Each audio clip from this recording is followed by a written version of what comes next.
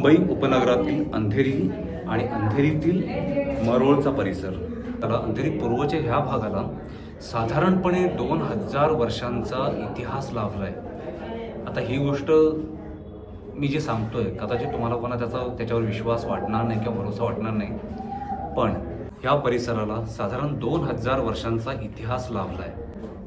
अंधेरी ईस्टपासून हा इथून जो एक डोंगराची एक रांग, जी डोंगर आणि जंगल ही एक रांग अशीच पुढे गोरेगावची आरे कॉलनी, तिथून पुढे मलाडचा डोंगर, कांदिवली, बोरिवली नॅशनल पार्क, हा पट्टा पुढपर्यंत पालघर डिस्ट्रिक्ट क्रॉस करून अगदी गुजरातपर्यंत पोचला आहे.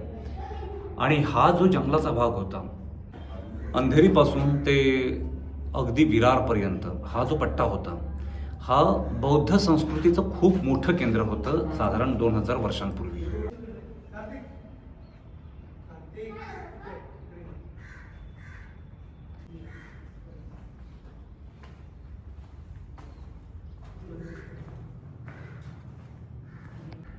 देवगिरीचा राजा भीमदेव आणि त्याचा मुलगा प्रताप जेव्हा 14व्या शतकामध्ये अल्लाउद्दीन खिलजीने भीमदेव ह्या राजाचा पराभव केला, तर त्यावेळेला त्याने त्याची राजधानी सोडून भीमदेव हा त्याच्या मुलासह उत्तर कोकणामध्ये म्हणजे ठाण्याकडे आला आणि ठाणे ही आपली राजधानी बनवून तो ह्या परिसरावरती इकडे राज्य करू लागला.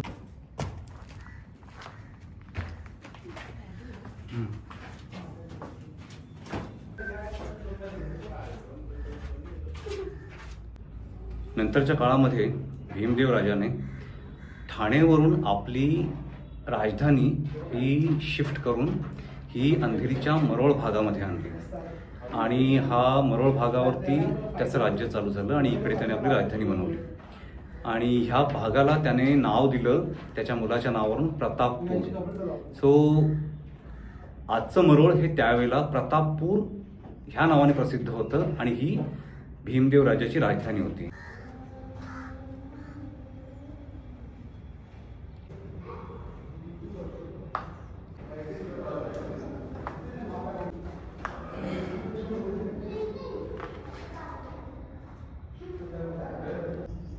भटकंतीसाठी आज आपण जिथे आलोय ते ठिकाण आहे अंधेरी ईस्टमधील कोंडिविटा लेणी. आणि ही कोंडिविटा लेणी ही महाकाली लेणी किंवा महाकाली गुफा ह्या नावाने प्रसिद्ध आहेत. सर्वप्रथम मी तुम्हाला एक गोष्ट क्लिअर करावीशी वाटते मला. महाकाली लेणी हे या लेणीचं कधीच नाव नाही आहे.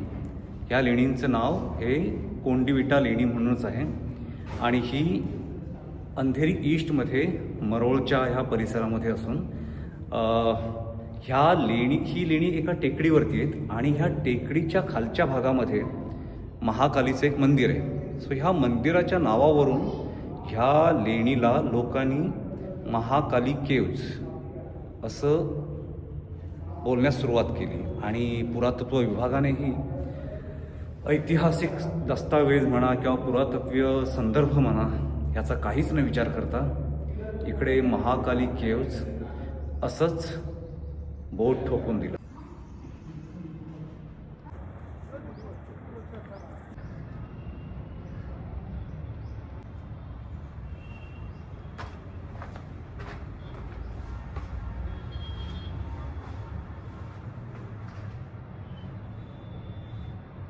मुंबई उपनगरातला हा परिसर म्हणजेच बौद्ध संस्कृतीचं खूप मोठं केंद्र होतं आणि त्याची साक्ष ही लेणी देतात.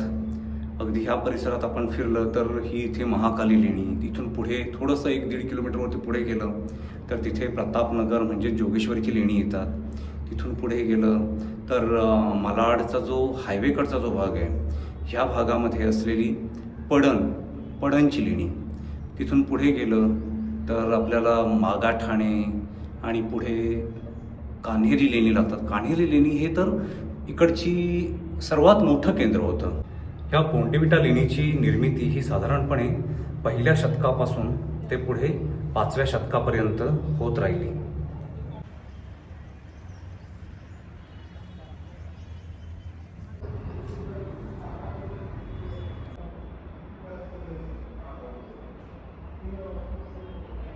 कोंडिविटा लेणीचा हा जो दगड आहे हा बेसॉल्ट थोडासा ठिसूळ असल्यामुळे आता ह्याची बऱ्यापैकी पडझड झाली आणि झीज पण खूप झाली. हे इथल्या या भिक्खू कक्षांची सध्याची अवस्था पाहता हे लक्षात येतं. बौद्ध धर्मातील हीनयान पंथाच्या भिक्षूंची राहण्याची आणि मेडिटेशनची व्यवस्था ह्या लेणीमध्ये होत होती आणि ही लेणी साधारणपणे 5व्या-6व्या शतकाच्या आसपास बनवून पूर्ण झाली होती. या लेणी समूहामध्ये एकूण 19 लेणी आहेत. त्यातली पूर्वेकडच्या बाजूला 15 आणि पश्चिमेकडच्या बाजूला 4 अशी लेणी आहेत. ह्यातलं जे क्रमांक 9चं जे लेणी आहेत ती सर्वात महत्त्वाची लेणी आहेत. कोंडिविटा लेणीमधील हे लेणी क्रमांक 9 आणि हे सर्वात महत्त्वाची लेणी आहेत. इथे आपल्याला स्तूप बघायला मिळतो आणि ह्या स्तूपाच्याच बाजूला इथं काही मुद्रांमधली गौतम बुद्धांच्या काही शिल्प आहेत इथे.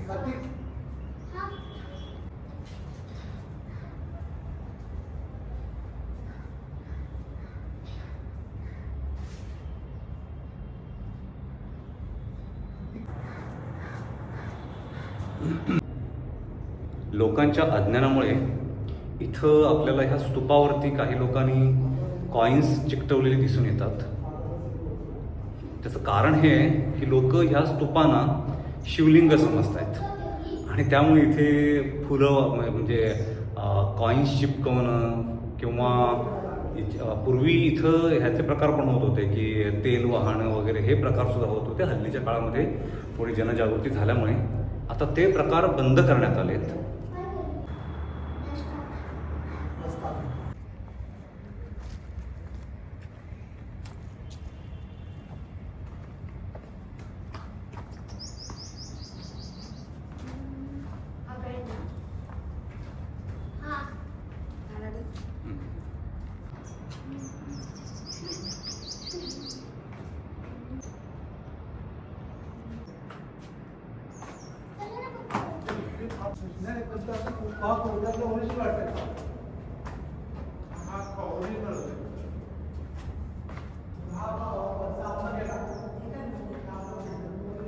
हा इथे लेणी क्रमांक 11.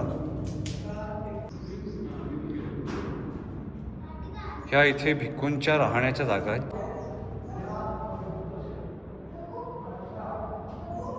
या लेणी समूहातलं ही सर्वात मोठी लेणी आहेत आणि इथे 9 भिक्खू कक्ष आहेत आणि ही भोजनाचा कक्ष होता हा इथे. महाराजांची जी तथागत बुद्धांची मूर्ती बनवण्यात आली असेल, हा इथे एक खळग्यासारखा एक बेस आहे. त्याच्यात मध्ये त्या मूर्तीचा खालचा भाग तरी अडकवायचा आणि त्याचे मागचे जे भाग आहेत ते अडकवण्यासाठी इथे काही खळगे, चौकोनी खळगे भिंतीवरती आहेत. लाकडाची इथे मूर्ती थोड्यात येते. लेणीच्या ह्या भागामध्ये प्रशस्त असे हे 4 मुख्य खांब दिसत आहेत.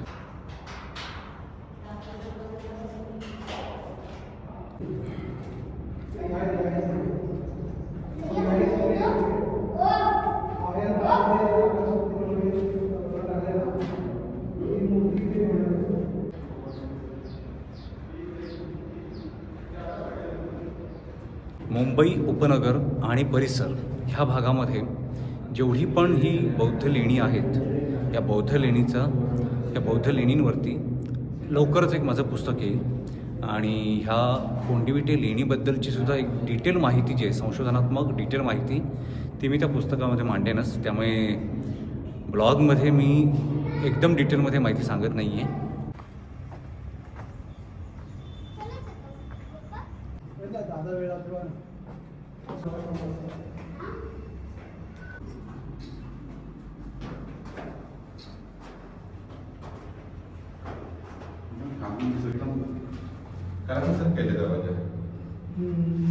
लाकडाचं काहीतरी गोष्ट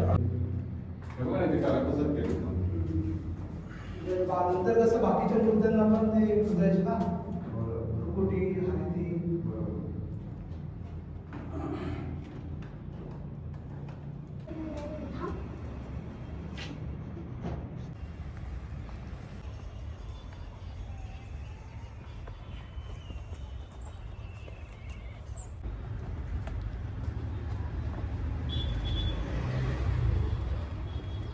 एक मिनिट आता आपण लेणीचा पूर्वेकडचा भाग जो आहे तिकडे जी 19 पैकी 15 लेणी जी पूर्वेकडच्या भागामध्ये आहेत ती पाहिली होती. आणि आता लेणीचा हा पश्चिमेकडचा भाग. आणि ह्या पश्चिमेकडच्या भागामध्ये इथे ही 4 लेणी आहेत.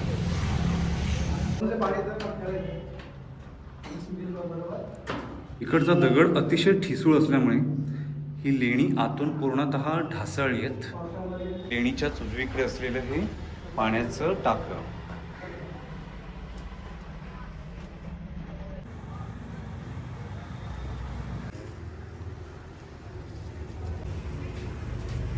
लेणीच्या डावीकडे असलेली ही भिक्खूंची बसण्याची जागा. ही लेणी सुद्धा एक प्रशस्त अशी लेणी आहेत. ह्या दालनातून आणखीन आतमध्ये सुद्धा एक कक्ष दिसतोय.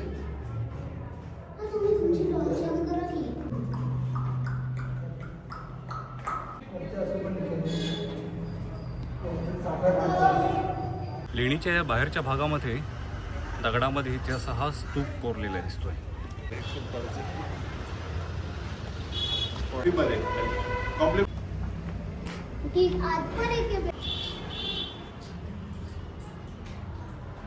आणि ही आहे ह्या लेणी समूहातली शेवटची लेणी.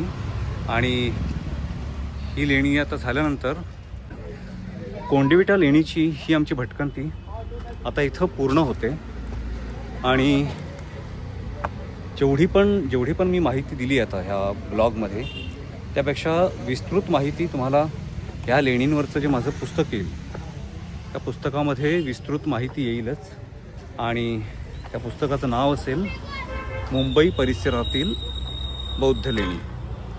सो ते पुस्तक ज्यावेळेला प्रकाशित करेन त्यावेळेला तुमच्यापर्यंत ती माहिती नक्कीच पोचेल. पण त्यापूर्वी हा माझा ब्लॉग, ही माझी माहिती तुम्हाला कशी वाटली त्याबद्दल मला तुमचे अभिप्राय कळणं गरजेचं आहे. तर हा माझा व्हिडिओ तुम्हाला कसा वाटला हे तुम्ही मला कमेंट बॉक्समध्ये नक्कीच कळवा. आणि माझ्या चॅनेलला जर सबस्क्राईब केलं नसेल तर चॅनेल सबस्क्राईब करायलाही विसरू नका. आता मी आलो आहे लेणीच्या वरच्या भागामध्ये.